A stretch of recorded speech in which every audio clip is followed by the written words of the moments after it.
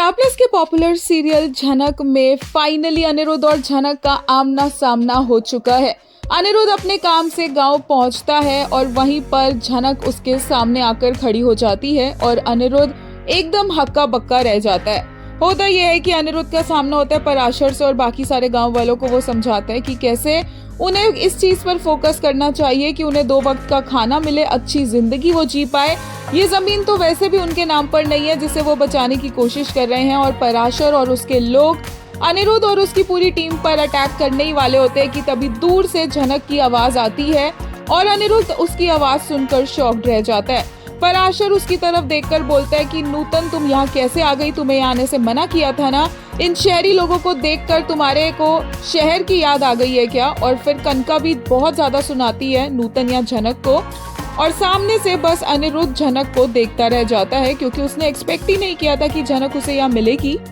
झनक यानी कि नूतन पराशर के सामने हाथ जोड़कर कहती है कि इन लोगों को कुछ मत करो, इन्हें जाने दो यहाँ से, ये लोग कुछ नहीं करेंगे।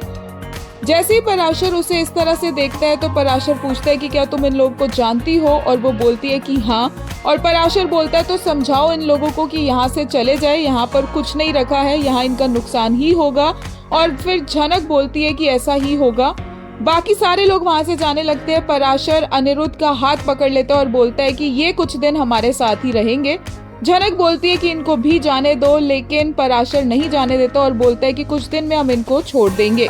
उसके बाद झनक को पराशर बोलता है कि इनकी खातिरदारी करो, इन्हें ले जाओ। और अनिरुद्ध और झनक वहां से साथ में निकलते हैं, एक दूसरे को बस दोनों देखते रह जाते हैं। एंड फाइनली अनिरुद्ध झनक से बोलता है कि वो बिना बताए किसी को अचानक से क्यों चली गई और चली गई तो वापस क्यों नहीं आई, कभी उसने अनिरुद्ध को कांटेक्ट करने की कोशिश क्यों नहीं की। और झनक बस यहाँ पर इधर उधर की बातें करती रहती है और अनिरुद्ध को डायरेक्टली कोई आंसर नहीं देती है।